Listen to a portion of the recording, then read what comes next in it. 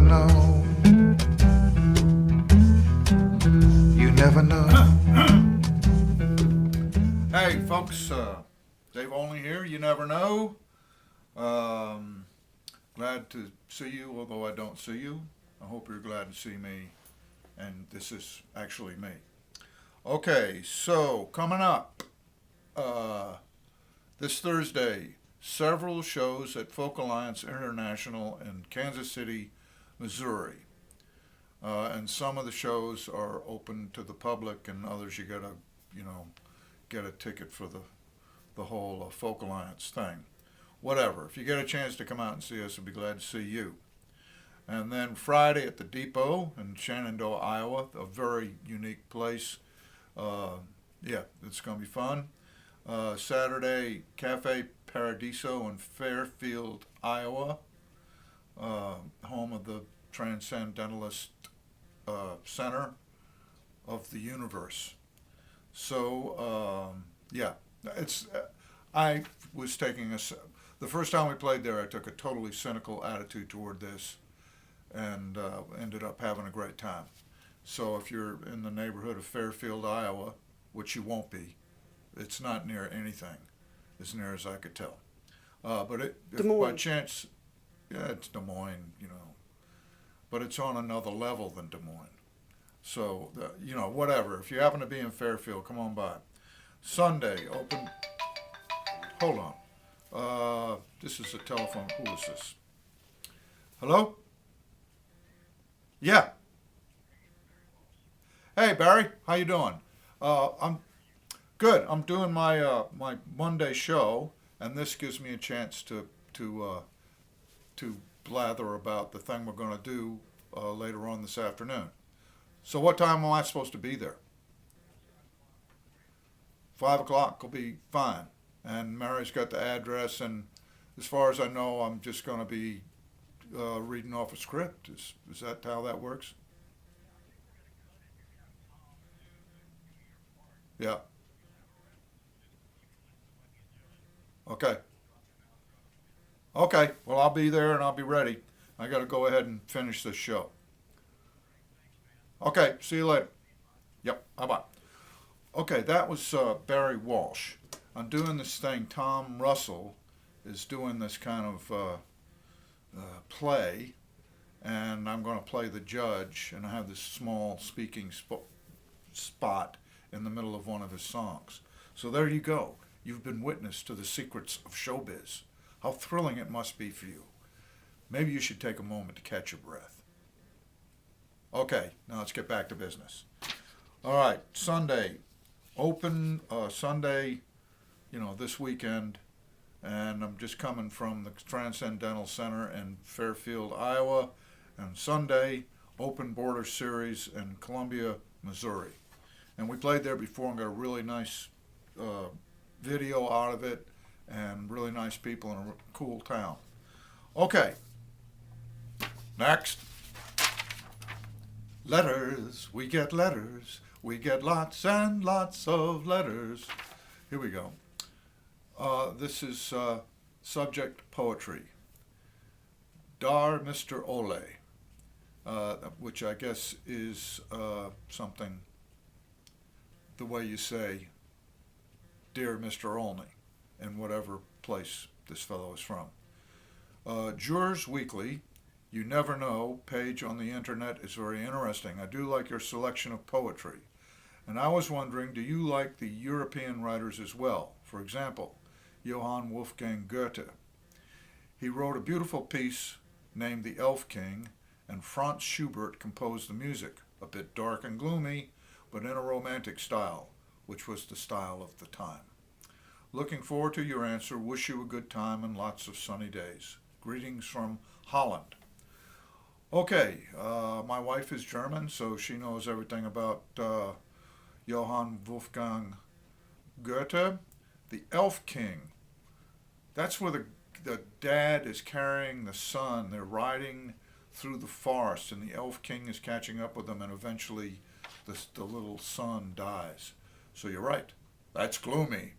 And Franz Schubert composed the music, and I'm not really familiar with it. But You know, do I like European writers? I have nothing against them.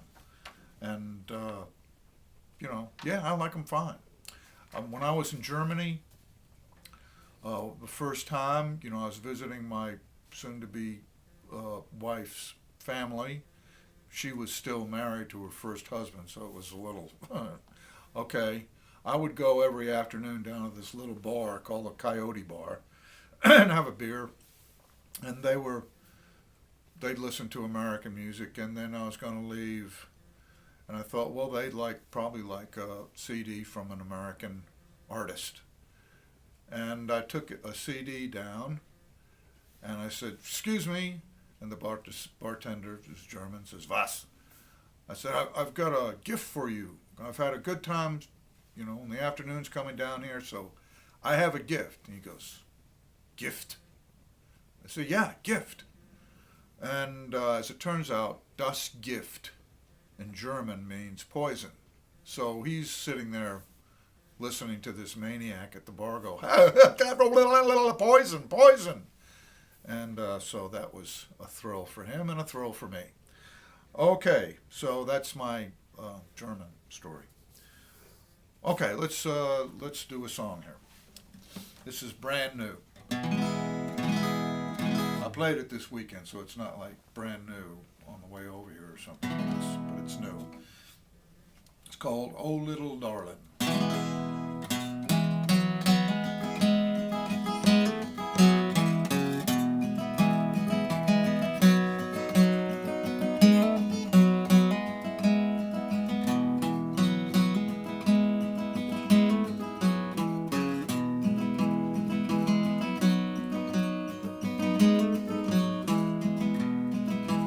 Little darling, tonight I think of you.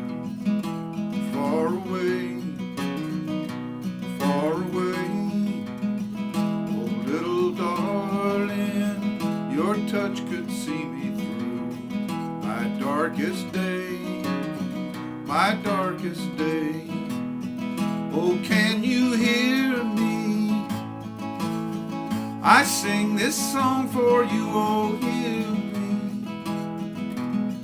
Oh, how I long to have you near me. Why must we be so far apart, so far apart? Oh, little darling, listen to the whippoorwill sing his sad tune, sing his sad tune. Little darling, it echoes through the hills. Be home soon, oh, be home soon.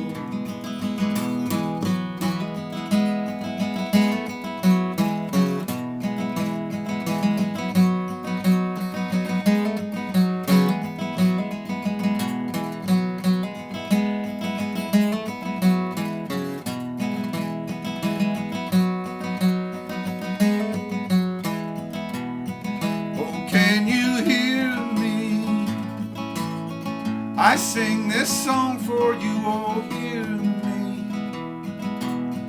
Oh, how I long to have you near me. Why must we be so far apart, so far apart? Oh, little darling, listen to the whippoorwill sing his sad tune, sing his sad tune. Darling, it echoes through the hills. Be home soon, oh, be home soon.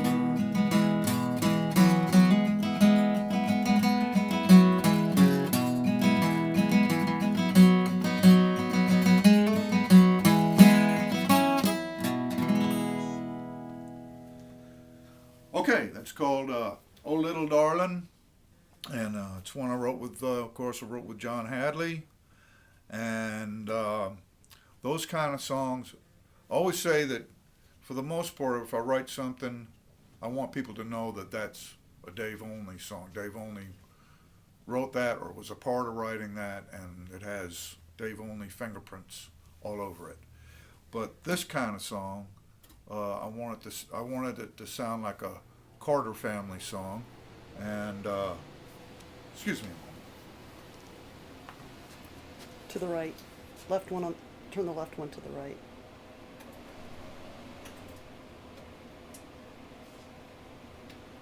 Left one to the right. There we go. It's the air conditioner heater unit, and there you go. So, okay, that kind of song, "Oh Little Darling," is supposed to sound like a Carter family song, and probably the melody. You are my flower that's blooming in the mountain so high, which I heard Irene Kelly, who has a new CD out and is out becoming even more beautiful and famous. But anyway, "Oh Little Darling" is supposed to sound like a Carter family song, and it's supposed to be just a folk song. And you're not supposed to see any of my fingerprints on it, although they're all over it. Okay. So I have no poetry, but I have this. This weekend I played in Atlanta and Athens, Georgia, with Tommy Womack and Adam Klein. We did a couple of gigs. Okay, at the one at Athens, Georgia, I was told by my manager that a fellow named Bruce would be showing up possibly right around sound check, and that he had made a nice contribution, and we're going to do a concert down there, contribution to the Kickstarter thing. He helped out a bunch, and I was going to get to meet him and be able to say thank you. So I go to sound check, right? Nobody else is there because I'm always early, and I'm sitting there strumming away, and a guy comes up and says, "Are you David Olney?" I said, "Yeah." I said, "What's your name?" He said, "Bruce." I said, "Bruce? Yeah, great to see you. How you doing?" He says, "Good. What time you think you're going to start?" I said, maybe 8, 9. It depends on when the sound guy gets here. He says, "Oh, okay." I said, "Listen, thanks a lot, for your help on the Kickstarter thing." And he just kind of looked at me a little odd and go, "Yeah." I said, "Well, hey, look, the sound guy's not here. You want to get something to eat?" He goes, "Yeah." So there was a diner next door, and he said, "I have some English friends here that are down here to hear the drive-by truckers who were playing at the place next door.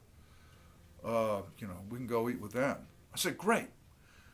And we go in, and we're sitting down, and somewhere in the conversation, I'm going on to these English folks, and I'm talking to Bruce, and I realize that something is wrong. And I look at Bruce and I say, "Are you the guy that Mary Sack was telling me about to meet?"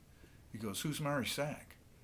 I said, "Holy shit, you're not the guy." We're having dinner, I'm meeting his friends and everything. It was a very bizarre situation. But everyone was nice, or he wasn't who I thought he was. But that's okay. He was a good guy.